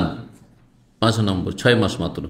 এই 6 মাস অল্প সময়, সেজন্য কেউ কেউ তাকে উল্লেখ করেননি, কিন্তু তিনি খলিফা রাশেদ। তারপরে 6 নম্বরে ওমর আব্দুল আজিজ। যদি ওমর আব্দুল আজিজের যুগ হচ্ছে আপনার 98, 99, 100 হিজরি, মাঝখানে অনেক গ্যাপ, বনু উমাইয়ার অনেক রাজাদের, 20 বছর মুআবিয়া রাদিয়াল্লাহু সাহাবী ইবনে সামাবী ইবনে আবি সুফিয়ান, তারপরে খলিফা রাশেদরা। তিনি খায়রুল মুলুক, সবচাইতে শ্রেষ্ঠ রাজা, বাদশাহ, কিন্তু তিনি খলিফায়ে রাশেদ না। আর রাজা বাদশাহকে, রাষ্ট্রপতিকে, প্রধানমন্ত্রীকে এমনি সাধারণ ভাষায় খলিফা বলা যায় যাচ্ছে, পরিভাষায় যায় যাচ্ছে, কিন্তু খলিফায়ে রাশেদ না। এই জন্য মুআবিয়াকে যদি খলিফা বলেন খলিফা, কিন্তু খলিফা রাশেদ না। পক্ষান্তরে এই 6 জনকে যদি খলিফা রাশেদ বলেন, আপনি সহি কথা বললেন, আপনি তাদের হক আদায় করলেন। জি, যেহেতু উমাইয়া বংশের যত জুলম অত্যাচার আর শোষণ নিপীড়ন ছিল, আর স্বজনপ্রীতি ছিল, আর দুর্নীতি ছিল, আর আপনার যে রাষ্ট্রীয় সম্পদ বাইতুল মাল যে তারা নিজের ব্যক্তি মালিকানাধীন করে ফেলেছিল, সমস্তকে বাতিল করে বাড়িতে যা কিছু ছিল, হ্যাঁ, রাজ প্যালেসে যা কিছু ছিল সমস্ত কিছু বাইতুল মালে জমা করে দিয়েছিলেন। স্ত্রী ফাতেমা বিনতে আব্দুল মালিক, রাজার মেয়ে, 3 রাজা তার ভাই। সুবহানাল্লাহ, এমন কোন রাজা পৃথিবীতে আসেনি যে তার শ্বশুর রাজা আর শালা, 3 শালা রাজা, বিরল। তিনি হচ্ছেন ওমর আব্দুল আজিজ রাহিমাহুল্লাহ। কিন্তু তিনি খলিফা হওয়ার পর দরবেশ আল্লাহ ওলিউল্লাহর জীবন কাটিয়েছেন। সবসময় ওলিউল্লাহ ছিলেন, কিন্তু একেবারে দুনিয়া বিমুখ, জাহেদ, ওরে আখিরাতমুখী হয়ে জীবনযাপন করেছেন। স্ত্রী প্রথম দিন বাসর রাতে আসলো, আর মাথা থেকে পা পর্যন্ত একেবারে স্বর্ণ মণিমুক্তা, একবারে সুসজ্জিতা। বললেন যে তুমি কি আমার কাছে থাকতে চাও? হ্যাঁ, অবশ্যই। যদি থাকতে চাও তাহলে এই যে যতগুলি তোমার কাছে অলংকার গয়না আছে সব কিছু বাইতুল মালে জমা করো, আর না হলে তুমি বিদায় নিয়ে বাবার বাড়ি চলে যাও। কেন? বললেন কারণ এগুলি তোমার বাবার নিজের সম্পদ নয়। এত সম্পদ পেল কোথায়? সব রাষ্ট্রীয় সম্পদ, এগুলো সব বাইতুল মালের সম্পদ। এর মালিক তোমার বাবাও না, তুমিও না, সুতরাং এগুলি জমা করে আসতে হবে আমার সাথে সংসার করলে। সুবহানাল্লাহ। এই স্ত্রীও ছিল আল্লাহ আলী, মেনে নিল, সামিয়ানা ওয়া আতানা, সাথে সাথে বাইতুল মালে জমা করে দিল। যার ফলে নিজের নিকট আত্মীয়রা শত্রু হয়ে গেল, তার খাবারে বিষ মিশিয়ে দিল, 3 বছরের বেশি খেলাফত করতে দিল না। কারণ এই লোক থাকলেও তো আমরা চুরি ডাকাতি বেইমানি করে খেতে পারবো না। ভালো মানুষের বাস সেই যুগেই ছিল না, তো আজকে ভালো শাসকের বাস কোথা থেকে হবে বলেন? চারিদিকে চোর আর চোর, ডাকাত আর ডাকাত, আর জি, দুর্নীতির শেষ নাই। এর মাঝখানে ভালো মানুষ হয়ে থাকা খুবই মুশকিল, যার ফলে নেতৃত্বে যাওয়াটা বড়ই জটিল বিষয়, ঝুঁকিপূর্ণ বিষয়। জি, রাসূলুল্লাহ সাল্লাল্লাহু আলাইহি ওয়াসাল্লাম এই জন্য নেতৃত্ব থেকে পলায়ন করতে বলেছেন। পালাবার চেষ্টা করে আল্লাহর বিশেষ সাহায্য হবে, আর শখ করে যখন নেওয়ার চেষ্টা করে, যার নেতা হওয়ার স্বপ্ন, অনুকূল পরিবেশ হয়েছে, এখন আমরা নেতা মাথা হব, আল্লাহর সাহায্য হারিয়ে যাবে। আল্লাহ কোনো সাহায্য করে অসহায় ছেড়ে দেবেন। জি, নবী সাল্লাল্লাহু আলাইহি হাদিস, ইন উতিতাহা আন মাসআলাতিন ওকিলতা ইলাইহা, তুমি চেয়ে যদি আশা আকাঙ্ক্ষা যে আমি নেতা হব, মাথা হব, তাহলে তোমাকে তোমার হাওয়ালা করে দেয়, চালা, তুই কেমন করে চালাবি দেশ, চালা। ওয়াইন উতিতাহা আন গায়রি মাসআলাতিন, তুমি চাইছো না, জবরদস্তি তোমার কাঁধে চাপিয়ে দেওয়া হয়েছে নেতৃত্ব ক্ষমতা, তাহলে ওয়াইনতা আলাইহা, তাহলে আল্লাহর পক্ষ থেকে তোমাকে ইআনত সাহায্য করা হবে। আল্লাহ হেফাজত করুন। তো ওমর আব্দুল আজিজ রাহিমাহুল্লাহ, ইয়াসআলু সাইব ইবনে উখতিন নামর, তিনি জিজ্ঞেস করছেন সাইব বিন উখতিন নামরকে, মা সামাইতা ফি সুকনা মক্কা, তুমি কি শুনেছো মক্কায় বসবাস সম্পর্কে? যে মুহাজির যারা হিজরত করে চলে এসেছে মদিনা, মক্কা গিয়ে কি বসবাস করতে পারবে? আর পারলে কদিন থাকতে পারবে সেখানে গিয়ে? কালা, তখন তিনি বললেন, সামিতুল আলা ইবনুল হাজরামি, আলা ইবনে হাজরামি রাদিয়াল্লাহু তাআলা আনহু, প্রখ্যাত সাহাবী থেকে শুনেছি। আলা ইবনুল হাজরামি এই অঞ্চলের জন্য প্রখ্যাত সাহাবী, বিশেষ করে কি জানেন? আলা ইবনে হাজরামি রাদিয়াল্লাহু তাআলা আনহুকে এই অঞ্চলে নবী সাল্লাল্লাহু আলাইহি ওয়াসাল্লাম গভর্নর করে পাঠিয়েছিলেন। আল-হাসা থেকে শুরু করে এই কাতিফ পর্যন্ত। সিরাতের কিতাবাদিতে, সাহাবায়ে কেরামদের জীবনীর কিতাবাদিতে আল-হাসার কথা রয়েছে, যার নাম হাজার ছিল, আর কাতিফের নাম রয়েছে দারিন পর্যন্ত রয়েছে। দারিন জানেন? জি, দারিন রয়েছে। দামাম ছিল না, দামাম সাগর থেকে উঠেছে পরে, দামামের বয়স বেশি না, 100 বছর বা তার একটু কম বেশি। জি, এই এলাকায় আলা ইবনুল হাজরামি রাদিয়াল্লাহু তাআলা এসেছেন, তিনি গভর্নর হয়ে এসেছিলেন। আর এই এলাকা থেকে আবু উবাইদুল জাররাহকে পাঠিয়েছেন রাসূলুল্লাহ সাল্লাল্লাহু আলাইহি ওয়াসাল্লাম। এই এলাকায় মজুসিরা, কারণ এখান থেকে ইরান কাছে, পারস্য দেশ কাছে মজুসি অগ্নিপূজকরা বসবাস করতে এলাকায়, তাদের কাছ থেকে জিজিয়া কর না হইতো, তাদের জমি থেকে খারাজ ট্যাক্স নেওয়া হইতো, এবং এখান থেকে যে জাকাতের ধন সম্পদ, এইসব সম্পদগুলি নিয়ে আবু উবাইদা জাররাহ রাদিয়াল্লাহু তাআলা আশরামে বাশার অন্যতম, তিনি 10 জনের একজন, জান্নাতের সুসংবাদ প্রাপ্ত। তিনি ভোর রাত্রে গিয়ে মদিনা মুনাওয়ারায় পৌঁছিলেন। সাহাবায়ে কেরাম রাতেই খবর পেয়ে গেছে যে আবু উবাইদা জাররাহ অনেক ধন সম্পদ নিয়ে এসেছে, স্বর্ণ চাঁদি টাকা পয়সা অনেক সম্পদ নিয়ে এসেছে। ফজরের সালাতে মসজিদে নবীতে ভিড় ভাড় লেগে গেছে, সবাই আশা করছে যে সবাইকে দেওয়া হবে। জি, নবী সাল্লাল্লাহু আলাইহি ওয়াসাল্লাম, সহিহ বুখারীতে হাদিস রয়েছে, নবী সাল্লাল্লাহু আলাইহি ওয়াসাল্লাম যে মালুল বাহরাইন, হাদিসটিতে রয়েছে বাহরাইনের ধন সম্পদ। বাহরাইন এলাকা বাহরাইন বলা হইতো, এলাকা কি বলা হইতো? বাহরাইন। বাহরাইন মানে 2 সাগর। এখানে দেখেন 3 দিক থেকে সাগর ঘেরা আছে এলাকাটি। জি হ্যাঁ, একটা দিক শুধু খোলা আছে, রিয়াজের দিকে খোলা শুধু, তাই না? তো বলছিলাম এই আলা ইবনুল হাযরামী রাদিয়াল্লাহু তাআলার কথা। এই জন্য এই এলাকায় একটি রাস্তা আছে যার নাম শারে আলা ইবনুল হাযরামী। এটা টয়টার আশেপাশেই দেখেছি আমি। জি হ্যাঁ, দেখবেন লেখা আছে আলা ইবনুল হাযরামী রাদিয়াল্লাহু তাআলা। কাল রাসূলুল্লাহ সাল্লাল্লাহু আলাইহি ওয়াসাল্লাম বলেছেন, তাহলে বর্ণনাকারী আলা ইবনুল হাযরামী, তিনি বলছেন রাসূলুল্লাহ বলেছেন সালাসুল লিল মুহাজির বাদাস সাদরে, মুহাজির ব্যক্তি যে মক্কাতে হিজরত করে মদিনায় চলেছে তার জন্য 3 দিনের ছাড় রয়েছে। বাদাস সাদরে মানে বাদা তাওয়াফিল ওয়াদাই, বিদায় তাওয়াফের পরে। বিদায় তাওয়াফের কয়েকটি নাম রয়েছে। বিদায় তাওয়াফের একটি নাম হচ্ছে তাওয়াফুল ওয়াদা বা ওয়েদা, দুটাই। আমরা ওইটাকে ওয়াজের ওয়েকে বেদা করে দিচ্ছি, হ্যাঁ, তাওয়াফে বেদা, বা ওইটাকে বাংলা তখন করলে কি করছি, বিদায় তাওয়াফ, তাই না? জি হ্যাঁ, ওখান থেকে কিন্তু বিদায় শব্দটি এসেছে, ওয়াদা থেকে বা বিদা থেকে। জি, হাজ্জাতুল ওয়াদা, হাজ্জাতুল ওয়েদা। নবী সাল্লাল্লাহু আলাইহি ওয়াসাল্লাম যেহেতু বিদায় দিয়েছেন যে এই বিদায় নিলাম আর দেখা হবে না, সেজন্য বিদায় হজ বলা হয়, ঠিক, হাজ্জাতুল ওয়াদা ওয়েদা। তাহলে তওয়াফে বেদা, বিদায় তওয়াফ। আরেকটি হচ্ছে তওয়াফুস সাদর, সাদারা আস্তর মানে কোনো জায়গা থেকে প্রস্থান করা, ডিপারচার করা। তো এই শেষ তওয়াফ, হাজী সাহেবরা শেষ তওয়াফ করার পরেই কি করতে হবে, মক্কা থেকে রওনা দিতে প্রস্থান করতে হবে, এই জন্য এর নাম হচ্ছে তওয়াফে সাদর।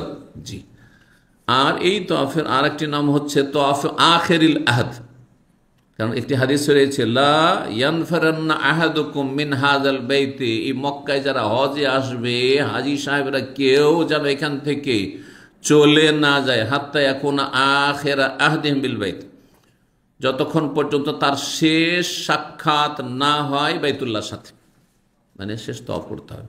এটা হজের ক্ষেত্রে ওয়াজিব, ওমরার ক্ষেত্রে নয়, কিন্তু ওমরার ক্ষেত্রে কেউ করলে জায়েজ বা মুস্তাহাব বলা যেতে পারে, যে শেষখানে একটা ওমরা একটা তওয়াফ করে নি। কিন্তু এটা এমন সুন্নত নয় যে সুন্নতে মুআক্কাদা বা সুন্নাত, কারণ সাহাবায়ে কেরাম থেকে এরকম কোনো প্রমাণ নেই স্পষ্ট, যার ফলে কেউ যদি সুন্নত বলে তো ভুল বলবে, ঠিক আছে। তবে ভালো মুস্তাহাব বলা যেতে পারে যে শেষখানে আপনি কাবার সাথে দেখা করে আসেন, কাবায় তওয়াফ করে আসেন, বিদায় নিলেন, তো দিন থাকতে পারবেন। 48 নম্বর অধ্যায় বলছে বাবু তারিখ। এই অধ্যায় হচ্ছে তারিখ সম্পর্কে। আরবি তো তারিখ, বাংলাও তারিখ। সুবহানাল্লাহ, অন্য ভাষা তার মানে শহীদের মতো ব্যাপার স্যাপার। শহীদ শব্দের বিকল্প আর পেল না। আরে কোরবানির অর্থ পেয়েছে, কোরবানি মানে উৎসর্গ করা, তাই না? কোরবানি মানে উৎসর্গ করা, কিন্তু শহীদের অর্থ করতে পারলো না। হ্যাঁ, এই ভাষাবিদরা ওই ইসলামেরটাকে নিয়ে কাড়াকাড়ি করে অমুসলিমকে শহীদ, হ্যাঁ, আল্লাহর দুশ্মনকেও শহীদ, হ্যাঁ, যে পেটের জন্য মরল সেও শহীদ। 2 দিক থেকে 2 মোল্লা লড়াই করছে, এই মোল্লা ওই মোল্লাকে মারছে টুপি দিয়ে, এইদিকে আল্লাহ আকবার, ওই দিকে সব শহীদ। কিছু শহীদ এগুলো সব আল্লাহর কালেমাকে উঁচা করার জন্য যদি কেউ মারা যায় তাহলে শহীদ। মান কাতালা লিতাকুনা কালিমাতুল্লাহি আল উলিয়া ফাহুয়া ফি সাবিলিল্লাহ। লড়াই তাহলে জমির জন্য লড়াই করলেও শহীদ নয়, একমাত্র আপনার নিজের জমি বা নিজের বাড়ি আর বাড়ি দখল করেছে, অথবা নিজের বাড়ির হেফাজতের জন্য, অথবা স্ত্রীর হেফাজতের জন্য, ছেলে মেয়ের হেফাজতের জন্য, তাহলে তখন হাদিসে শহীদ বলা হয়েছে। কিন্তু যদি স্বার্থ থাকে না, ইসলাম নাই, আমাদের জমি দখল করেছে, জমি চেপে চলে এসছে অমুক দেশ, সেই জন্য আমরা, হ্যাঁ, আমাদের দেশের জমি উদ্ধার করার জন্য লড়াই করছে, শহীদ। ওইগুলো শহীদ নয়, এটাও শহীদ নয়। জমি নিলেন ধরেন, আর ইসলামের কিছুই করলেন না, তো কি লাভ করলেন? ইসলামের কোন খেদমতটা হলো বলুন তো দেখি?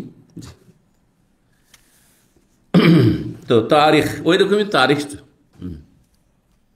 হ্যাঁ, ইংরেজি এটা পেরেছে, একটু ডেট করেছে, কিন্তু বাংলায় আছে কিছু? হ্যাঁ, আমার তো জানা নেই। বাবু তারিখ, এই অধ্যায় হচ্ছে তারিখ সম্পর্কে। মিন আইনা আররাখু তারিখ, সাহাবাই কেরাম বা সালাফগণ তারিখ কখন থেকে শুরু করেছিলেন, কোন বিষয়টিকে কেন্দ্র করে তারা তারিখ গণনা শুরু করেছিলেন, বছরের তারিখ গণনা শুরু করেছিলেন। জি, কি? তাহলে ইসলামের তারিখ হচ্ছে আরবি তারিখ, ইসলামী তারিখ, আর সেটা হচ্ছে মুহররম থেকে শুরু আর জিলহজ মাসে গিয়ে শেষ। জি, হিজরি তারিখ আল হিজরি, হিজরত থেকে হাদিসে চলে আসছে 3934 নম্বর হাদিস। হাদিস মনে করেন সাহেব বিন সাদ রাদিয়াল্লাহু তাআলা, তিনি বলছেন মা আদ্দু মিন মাবআসিন নবী সাল্লাল্লাহু আলাইহি ওয়াসাল্লাম, সাহাবায়ে কেরামগণ নবী সাল্লাল্লাহু আলাইহি ওয়াসাল্লামের নবুয়ত প্রাপ্তির সময়কাল থেকেও বছর গণনা বা তারিখ গণনা শুরু করেননি, সাল গণনা শুরু করেননি। ওয়ালা মিন ওয়াফাতিহি, নবী সাল্লাল্লাহু আলাইহি ওয়াসাল্লামের ইন্তেকালের সময়কে কেন্দ্র করেও বছর গণনা শুরু করেননি। মা আদ্দু, তারা যে বছর গণনা শুরু করেছেন ইল্লা মিন মাকদামিহিল মদিনা, মদিনায় শুভাগমনকে কেন্দ্র করে, মদিনায় হিজরতকে কেন্দ্র করে। এজন্য এই তারিখ হচ্ছে তারিখে হিজরি, হিজরি তারিখ। তাহলে ইসলামে যে বড় বড় ঘটনাগুলি ঘটেছে তার একটি হচ্ছে নবী সাল্লাল্লাহু আলাইহি ওয়াসাল্লামের নবুয়ত, নবী 40 বছর বয়সে।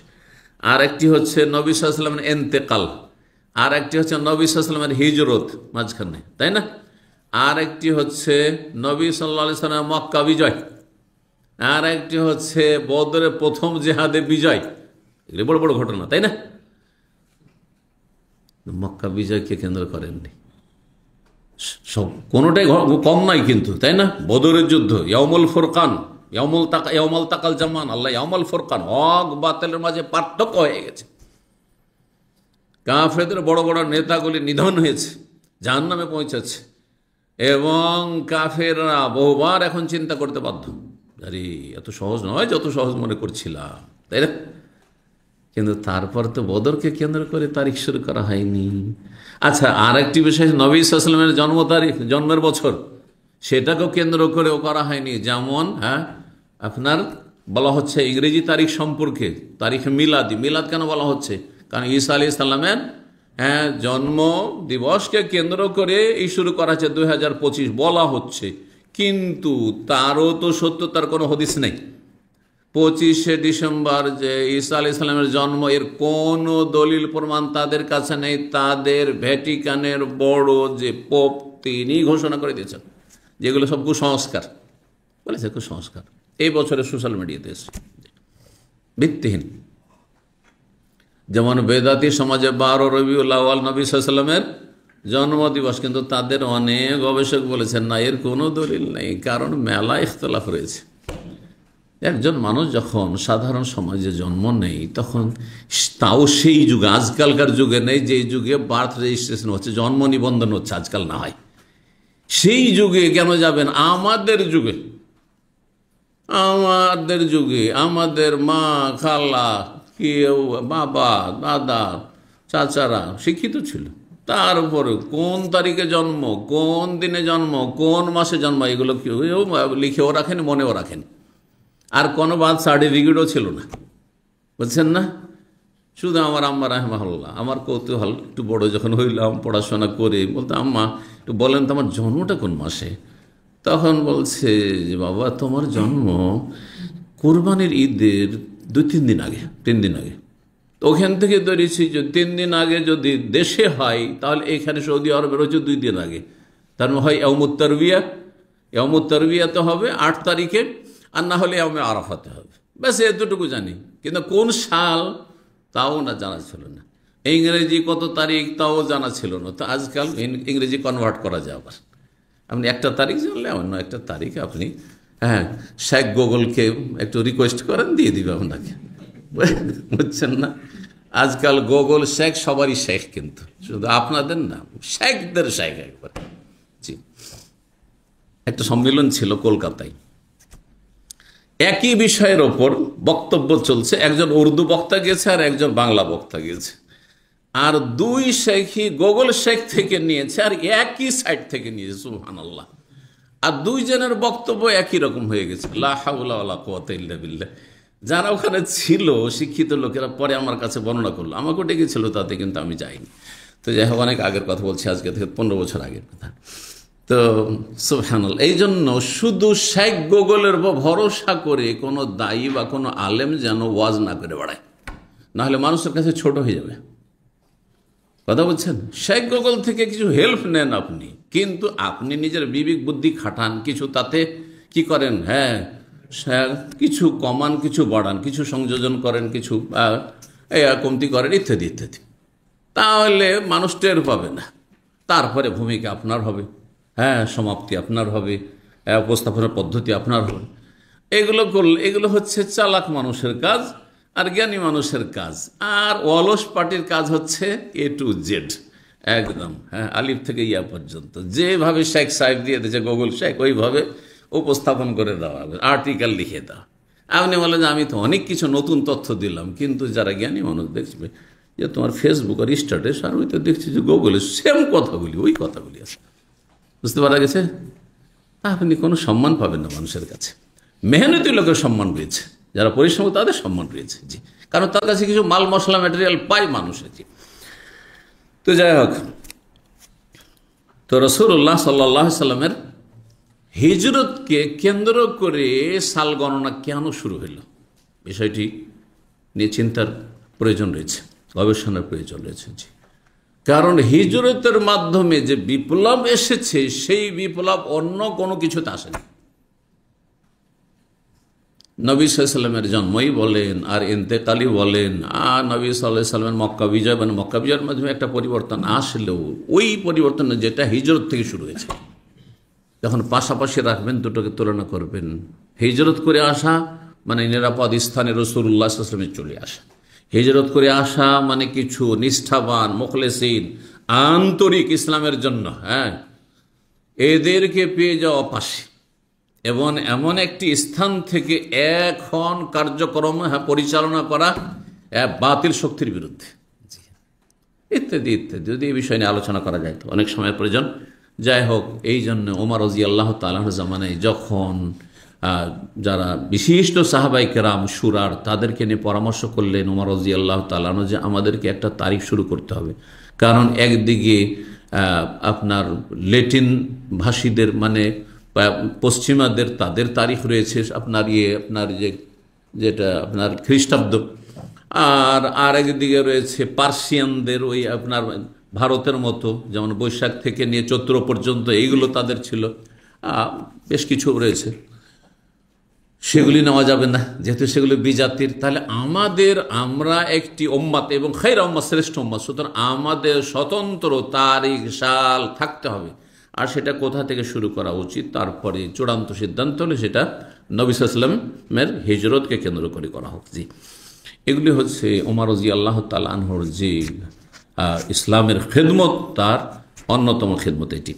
3935 নম্বর হাদিস বর্ণনা করেছে আয়েশা রাদিয়াল্লাহু তাআলা আনহা, বলছেন যে ফরজাতে সলাত রাকাতাইন, প্রথম যখন সালাত ফরজ হয়েছিল মেরাজে, আর মেরাজ হয়েছে নবী সাল্লাল্লাহু যখন মক্কায় ছিলেন, 2 রাকাত করে ফরজ হয়েছিল। সুম্মা হাজারান নবী, তারপর নবী সাল্লাল্লাহু হিজরত করলেন, ফরজাত আরবান, তারপরে 4 করে দেওয়া হলো, 4 রাকাত বিশিষ্ট সালাতগুলিকে। তার ফজরটা থেকে গেছে, ফজরটা ওই 2 থেকেছে, কি করা হলো, তাহলে জোহর 4 করা হলো, আসর 4 করা হলো, এশা 4 করা হলো। অতরিকাত সলাতুস সাফারে আলাল উলা, আর সফরের সালাতকে বহাল রাখা হইল প্রথমটার উপর, মানে ওই যে প্রথম 2 করে ছিল ওর ওপরে বহাল রাখা হলো, যে সফরে থাকলে যে মক্কায় 2 করে পড়তে, ওটা পড়লেই চলবে, যে ছাড় দেওয়া হলো। ছিল হাদিস 49 নম্বর অধ্যায় বলছেন বাবু কওলিন নবী সাল্লাল্লাহু আলাইহি ওয়া সাল্লাম, নবী সাল্লাল্লাহু আলাইহি ওয়াসাল্লামের এই বাণী সম্পর্কে, দোয়া সম্পর্কে। নবী সাল্লাল্লাহু আলাইহি ওয়াসাল্লাম দোয়া করেছিলেন সাহাবায়ে কেরামদের, মুহাজিরিনদের জন্য, বিশেষ করে মুহাজির সাহাবায়ে কেরামদের জন্য, আল্লাহুম্মা আমদিলি আলি আসহাবি হিজরাতাহু, হে আল্লাহ আমার সাহাবায়ে কেরামদের হিজরতকে তুমি কবুল করো, হিজরতকে তুমি সাদরে গ্রহণ করো। আমদা ইয়ামজি মানে চূড়ান্ত করা, তা আল্লাহর কাছে চূড়ান্ত মানে আল্লাহর কাছে গ্রহণযোগ্য হওয়া, কবুল হওয়া। ও মারসিয়াতেহি, এবং নবী সাল্লাল্লাহু আলাইহি সাল্লামের শোক প্রকাশ, লেমান মাতা, ওই সাহাবীদের জন্য যারা হিজরত করার পরেও হ্যাঁ, ভাগ্যবশত মক্কা ইন্তেকাল করেছিলেন এমন সাহাবী ছিলেন সাদ বিন খাওলা।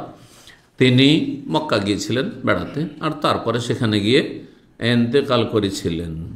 তো ইচ্ছা করে তো তিনি করেননি, আর তিনি জানতেন না যে আমার এখানে আসলে মত হয়ে যাবে, কিন্তু ভাগ্যের জন্য না, যাই হোক হিজরত করার পরে আবার সে মক্কায় গিয়ে সেখানে ইন্তেকাল করতে হলো। তো তাতে কোনো অসুবিধা নেই, কারণ মানুষের এটি এখতিয়ার হতো নয়। কিন্তু কেউ স্বেচ্ছায় গিয়ে যেই জায়গা থেকে চলে এসেছে, অর্থাৎ মক্কা থেকে, সেখানে থাকতে পারবে না। কিন্তু এই বিধান অন্য হিজরতের ক্ষেত্রে নয়, কিন্তু অন্য হিজরতের ক্ষেত্রে মোটেই নয়। ধরেন আপনি কোনো জায়গাতে হিজরত করেছেন, কারণ জুলম অত্যাচার চলছিল সেখানে ইসলাম পালন করতে দিচ্ছিল না, আর তারপরে সেখান থেকে চলে গেছেন, অন্য জায়গায় চলে গেছেন, আর তারপরে দেখলেন যে আলহামদুলিল্লাহ সেখানকার লোকগুলো হেদায়েত হয়ে গেছে। অনেক বেদাতি এলাকা আছে, বেদাতি এলাকাতে আপনাকে ওদের মতো চলতে হবে, ওদের সমস্ত শিরক বিদাতে উপস্থিত হইতে হবে, ওদের মাজারে চাঁদা দিতে হবে, ওদের ওরসে চাঁদা দিতে হবে, ওদের মেলাদে শরিক হইতে হবে, ওদের শবে বরাতে আল্লাহর উড়িতে শরিক হইতে হবে। না হলে আপনার বসবাস করুন, ওদের পীর আসবে, সেখানে আপনাকে উপস্থিত হইতে হবে, সমস্ত শিরক আর বিদাতে আপনাকে অংশ নিতে হবে। সেখানে হিজরত করেছেন 2, 4, 5 বছর, 10 বছর বা 50 বছর পরে দেখা গেল যে তারা সবে মাশাআল্লাহ সেই আকীদার অনুসারী হয়ে গেছে। ফিরে যেতে পারবেন না, কোনো অসুবিধা নেই, ফিরে যেতে পারবেন না। কিন্তু এই হুকুম শুধু মক্কার জন্য ছিল। আমর ইবনে সাদ ইবনে মালিক বর্ণনা করছেন তার পিতা থেকে, মানে সাদ বিন মালিক থেকে। সাদ বিন মালিক কি হচ্ছেন সাদ বিন আবি ওয়াক্কাস। সাদ হচ্ছেন আবু ওয়াক্কাসের ছেলে। আবু ওয়াক্কাস তো কুনিয়াত, তো আবু ওয়াক্কাসের নাম ছিল মালিক, আবু ওয়াক্কাসের নাম ছিল মালিক। কিন্তু দেখেন কুনিয়াতে জানছি আর নাম জানছি না। জি, আবু আইয়ুব আনসারী সবাই জানছেন, নাম জানেন কেউ? দেখি এখানে কেউ জানে কিনা, আল্লাহর বান্দা আছে। খালেদ বিন যায়েদ কেউ জানেন না। আবু বকর সিদ্দিক কুনিয়াত তো সবাই জানেন, কিন্তু নাম জানেন, 2-1 জানেন অন্তত। কি নাম? আব্দুল্লাহ। বাপের নাম? কুনিয়াত আবু কুহাফা, কিন্তু আবু কুনিয়াত নাম কি? ওসমান, আব্দুল্লাহ বিন ওসমান, আব্দুল্লাহ বিন ওসমান। জি, জানার শেষ নেই। তাই আমের হচ্ছেন সাদ বিন আবি ওয়াক্কাসের ছেলে। সাদ আবু ওয়াক্কাসের নামই হচ্ছে মালিক। আদানিন নবী, তিনি বলছেন সাদ বিন আবি ওয়াক্কাস একবার অসুস্থ হয়েছিলেন, মারাত্মক অসুস্থ হয়েছিলেন, একেবারে মক্কা গিয়ে অসুস্থ হয়েছিলেন। নবী সাল্লাল্লাহু আলাইহি ওয়াসাল্লাম আমাকে দেখতে আসলেন, রোগীর পরিচর্যা করতে যাওয়া বা রোগীর খোঁজ খবর নিতে যাওয়া, এই আদত করতে আসলেন। আমা হাজ্জাতুল ওয়াদায়, বিদায় হজের বছর, বিদায় হজে গেছেন 10ম হিজরিতে। আর মিম্মারাদিন, এমন অসুস্থ হয়েছিলেন, তিনি বলছেন যে আশফাইতু মিনহু আলাল মউত, যাতে আমি মৃত্যুর দ্বার প্রান্তে পৌঁছে গেছিলাম। আশফা মানে কারবা, আমি মরণের কাছাকাছি, মানে মৃত্যু মুখে পতিত হয়ে গেছিলাম, মরো অবস্থা, বাঁচব না আর। দেখতে আসলেন নবী সাল্লাল্লাহু আলাইহি ওয়াসাল্লাম যে সাদ বিন আবি ওয়াক্কাস আর বাঁচবে না। বলছেন যে ফাকুলতু ইয়া রাসূলুল্লাহ, আমি বললাম হে আল্লাহর রাসূল, বালাগাবি মিনাল ওয়াজা'i মা তারা, আমার রোগের অবস্থা আপনি তো দেখতেই পাচ্ছেন যে কত আমি সিরিয়াস হয়েছি। ওয়া আনা যু মালিন, আমি হচ্ছি ধনবান ব্যক্তি, বড় পয়সাওয়ালা মানুষ ছিলেন। জি, ওয়ালা ইয়ারসুনি ইল্লা ইবরাতুল লিওয়াহিদা, আর আমার একটি কন্যা ছাড়া কোনো ওয়ারিস উত্তরাধিকারী নেই, একটি মেয়ে শুধু। এক মেয়ে কত পাবে দেখি? হ্যাঁ, এক মেয়ে, শুধু এক মেয়ে আছে, অর্ধেক পাবে। 2 বা ততোধিক যদি হয় তাহলে 2/3 অংশ পাবে। পুরো ধন সম্পদ মেয়েরা নিতে পারবে না। যদি আপনার 50টা মেয়ে আছে, একটাও ছেলে সন্তান নেই, তাহলে ওই 2/3 অংশতেই তাদের ভাগ বসবে। 1/3 অংশ আর কেউ পাবে, যদি আপনার বাবা বেঁচে থাকে সে পাবে। বাবা নেই, হ্যাঁ, কে আছে? ভাই আছে, ভাই পাবে। ভাই নেই, ভাতিজা আছে, ভাতিজা পাবে। জি, বঞ্চিত করা যাবে না, আল্লাহ ভাগ করে দিয়েছে, তাদের নসিব। বলছেন এক মেয়ে আছে, এত ধন সম্পদ আছে, তো আফা আতাসাদ্দাকু বিসুলুসাই মালি, আমার ধন সম্পদের 2/3 অংশকে আমি সাদকা করে দিতে পারবো? এত রেখে করবো কি? তাহলে 2/3 অংশ সাদকা করে দিই। কাল আল্লাহ না, কাল আফা আতাসাদ্দাকু বিশাতরিহি, অর্ধেক সাদকা করতে পারবো? কাল আল্লাহ না, কাল আসুলুস, 1/3 অংশ। নবী সাল্লাল্লাহু আলাইহি ওয়াসাল্লাম ওয়াসুলুসু কাসীর, 1/3 অংশ যে দান করবে বা ওসিয়ত করবে সেটাই অনেক। তাহলে ছেলে মেয়েদেরকে একেবারে অভাবে রেখে যাও, এটা ঠিক নয়। আর ওসিয়তের ক্ষেত্রে 1/3, এখানে ওসিয়তের কথা মূলত রয়েছে, এখানে যদিও সাদাকার কথা রয়েছে কিন্তু প্রসিদ্ধ যে হাদিস তাতে রয়েছে যে ওসিয়ত, আর ওসিয়ত 1/3 বেশি, 3/1 বেশি করা জায়েজ নয়। সাদাকা সুস্থ অবস্থায় যদি হয় তাহলে আপনি পুরো ধন সম্পদ সাদাকা করতে পারেন। যেমন আবু বকর সিদ্দিক রাদিয়াল্লাহু তাআলা আনহু নবী সাল্লাল্লাহু আলাইহি ওয়াসাল্লাম যখন ইসলামের জন্য দান করতে বললেন, কি করেছিলেন? বাড়িতে যা ছিল সব কিছু কুড়িয়ে নিয়ে এসে জমা করে দিয়েছিলেন, দেননি? না জায়েজ কাজ করেছেন? জায়েজ করেছেন সুস্থ অবস্থায়। উমর রাদিয়াল্লাহু তাআলা কত নিয়ে এসেছিলেন? অর্ধেক নিয়ে এসেছিলেন, যেহেতু সেটা ওসিয়ত না সাদাকা।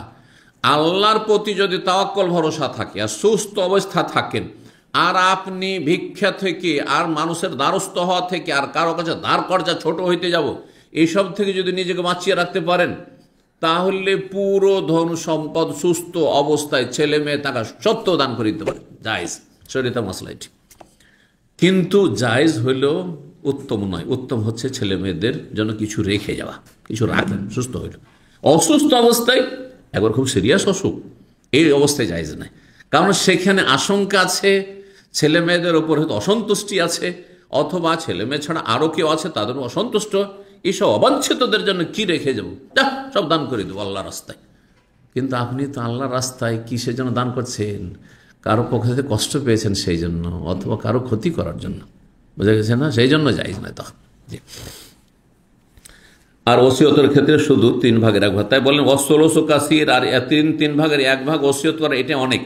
ইন্নাকা আনতাজারা ওয়ারাসাতা আগনিয়া, তুমি যদি তোমার উত্তরাধিকারীদেরকে সচ্ছল অবস্থায় রেখে যাও, খাইরুন, এটি বেশি ভালো, মিন আনতাজারাহুম আলাতান, তুমি তাদেরকে অভাবী রেখে যাওয়ার চাইতে। ইয়াতাকাফাফুন নাস, অভাবী করে যদি তোমার ছেলে মেয়েদেরকে রেখে চলে যাও তাহলে তারা মানুষের দ্বারস্থ, কাফফুন মানে হাতের তলা হয়, ওখান থেকে তাকাফফাফা মানে ভিক্ষা করে বেড়াবে, চেয়ে বেড়াবে। আপনি আপনার মেয়ের জন্য কিছু রেখে গেলেন না, বা ছেলের জন্য কিছু রেখে গেলেন না, তখন কার কাছে ধার নিচ্ছে আর টাকা দিচ্ছে না, অদাখবি করছে আর হারাম কাজে লিপ্ত হচ্ছে, বা অভাবে সব নষ্ট, চুরি করতে লেগে গেল, ডাকাতি করতে লেগে গেল, খারাপ হয়ে গেল। যার ফলে আপনি ওয়ারিসিনদের জন্য কিছু রাখবেন। তারপরে বলছেন আহমদ ইবনে ইউনুস ইব্রাহিম থেকে বর্ণনা করে, আনতাজারা ওয়ারাসাতাকা, তোমার ছেলে মেয়েদেরকে ওয়ারিসিনদেরকে যদি ছেড়ে যাও, ওয়ালাস্তা বিনাফিকিন, আর তুমি যা কিছুই খরচ পাবো, লাস্তাবে না ফেকে নাফাকাতান, যে কোনো খরচ খরচা করো। এই যে ছেলে মেয়েরা তোমার থেকে ভাগ পেলো, হ্যাঁ, তোমার উত্তরাধিকারী মা বাবা পেলো, মা পেলো, বা ভাই বোন পেলো, যদি ছেলে মেয়ে না থাকবে বা ছেলে না থাকে, ছেলে সন্তান, তাহলে ভাই বোনও পেতে পারে, ভাই বোন থাকলে কিছু অংশ। তো তারা যে পেলো, এটা মনে করে যে এতে নেকি নেই, বলছেন যে এতেও কিন্তু নেকি আছে। তাবতাগি বিহা ওয়াজহাল্লাহ, তাতে যদি আল্লাহ সন্তুষ্টি তোমার উদ্দেশ্য থাকে, ইল্লা আজারাকাল্লাহু বিহা, আল্লাহ তোমাকে তার উত্তম প্রতিদান নেকি দেবেন। হাত্তা লোকমা, এমনকি 1 লোকমা খাবার।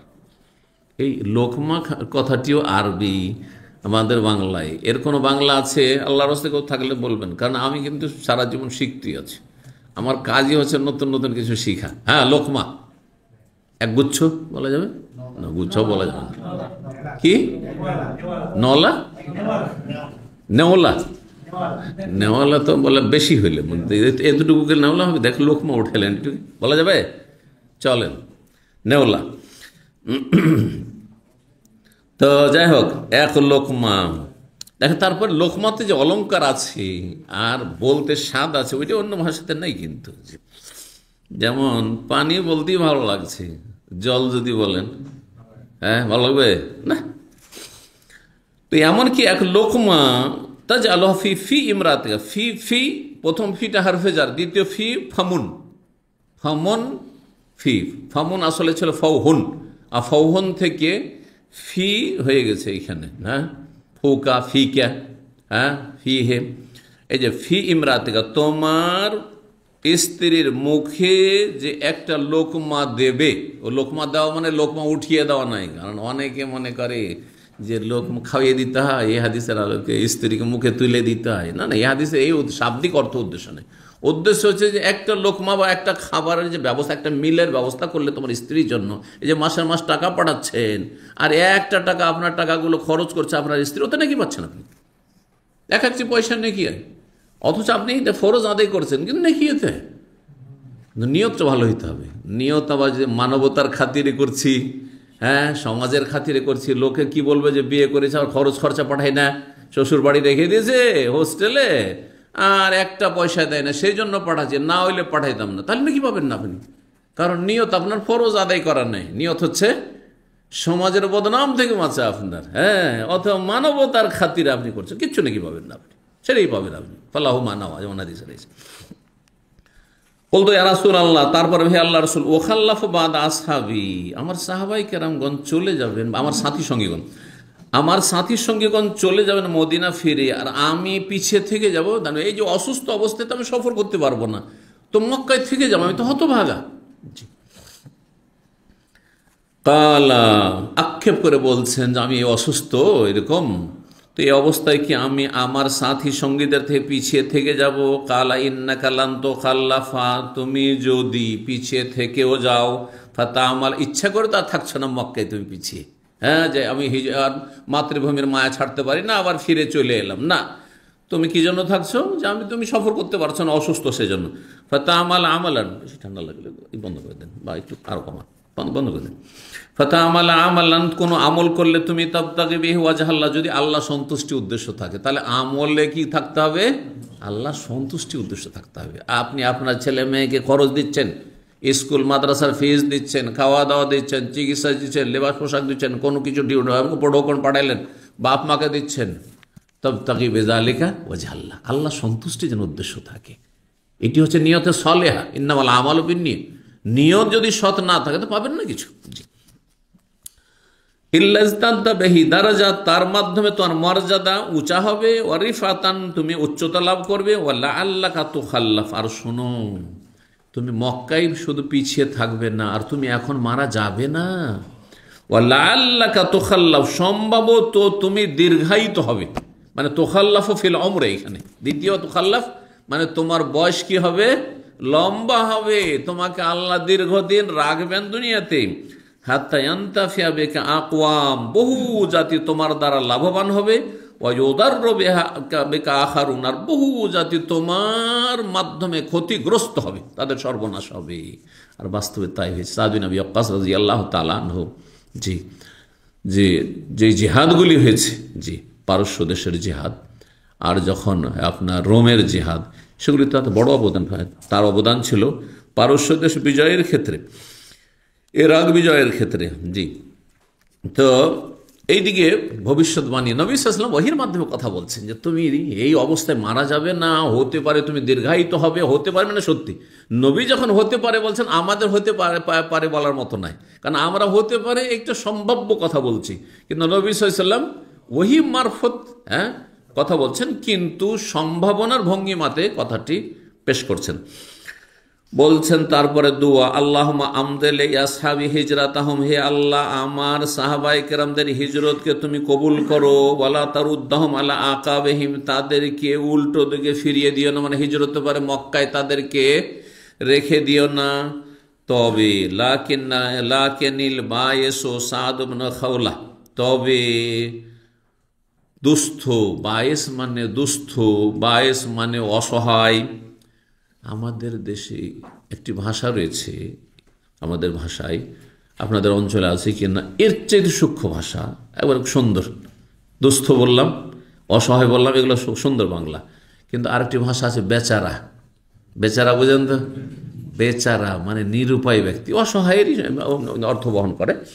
কিন্তু এই যে বায়েস মানে বেচারা, উর্দুতে যখন তর্জমা করে উর্দু ভাষা, তখন বেচারা, বেচারা কা এসা হো গিয়া, হ্যাঁ, বেচারা, বেচারা বলেন না আপনারা? বেচারা শব্দটি ফার্সি শব্দ, বে মানে না, এই জন্য বে আদব মানে যার আদব নেই, ঠিক না? ঠিক কিনা? বে মানে না, ভালো করে তর্জমাটা শুনেন। আর চারা মানে উপায়, মানে যার কোনো উপায় নেই, নিরুপায় ব্যক্তি। জি, তো বলছেন যে লাকিনিল বায়েস, তবে অসহায় বা বেচারা সাদ বিন খাওলা, এই ব্যক্তি মক্কা গিয়ে হঠাৎ করে মারা গেছিলেন। মুহাজির, মক্কাতে হিজরত করে মদিনা আসলেন, আর তারপরে কোনো কাজে গেছিলেন মক্কা, আর মক্কা যাওয়ার পর সেখানেই ইন্তেকাল হয়ে গেছে। সাদ বিন আবি ওয়াক্কাসের ইন্তেকাল হয়নি, দীর্ঘদিন তারপর বেঁচেছেন আর ইসলামের খেদমত করেছেন। তো যখন তিনি মারা গেলেন সাদ বিন খাওলা, ইয়ারসি লাহু রাসূলুল্লাহ সাল্লাল্লাহু আলাইহি ওয়াসাল্লাম, রাসূলুল্লাহ সাল্লাল্লাহু আলাইহি ওয়াসাল্লাম তার জন্য শোক প্রকাশ করলেন, আনতুফিয়া বিমাক্কা, যে সেই মক্কায় কি হয়েছে, ইন্তেকাল করেছে। আক্ষেপ করেছেন রাসূলুল্লাহ সাল্লাল্লাহু আলাইহি ওয়াসাল্লাম যে বেচারা মক্কাতেই ইন্তেকাল করে গেল। তো এখানে আজকের আলোচনা শেষ করছি। ওই ইব্রাহিম তাইমি বর্ণনা করেছেন আনতাজারা ওয়ারাসাতাকা, শব্দের পার্থক্য সেখানে রয়েছে ইন্নাকা আনতাজারা ওয়ারাসাতাকা, আর এখানে তিনি এভাবে ইব্রাহিম বর্ণনা করেছেন, কোন রেওয়ায়তে অন্যভাবে রয়েছে আর কি। তাদা তাদা তাজারা তাদা দুটোর মানে হচ্ছে ছেড়ে যাওয়া। তো এই ছিল আর কি হাদিসের সনদে শব্দের পার্থক্য। বাকি এখানে আজকের আলোচনা শেষ করেছি। জাযাকুমুল্লাহ খাইরান। আল্লাহ রাব্বুল আলামিন আপনাদের ভালো করুন যারা এখানে হাজির হয়েছেন, এবং আপনাদেরকে আল্লাহ নেক হায়াত দান করুন, দিন দুনিয়ার সার্বিক কল্যাণ দান করুন, আল্লাহ রাব্বুল রুজিতে বরকত দান করুন, সমস্ত বালা মুসিবত থেকে আল্লাহ হেফাজতে রাখুন, জান্নাতুল ফিরদৌসের পথে রাখুন, জাহান্নামের আযাব থেকে রক্ষা করুন। আল্লাহ রাব্বুল আলামিন এই নেকির মজলিসে যেমন আমাদেরকে একত্রিত হওয়ার তৌফিক দান করেছে, জান্নাতে যেন এইভাবে একত্রিত হওয়ার তৌফিক দান করেন। ওয়া সাল্লাল্লাহু আলা নবিয়িনা মুহাম্মদ ওয়া আলা আলিহি ওয়া সাহবিহি আজমাইন।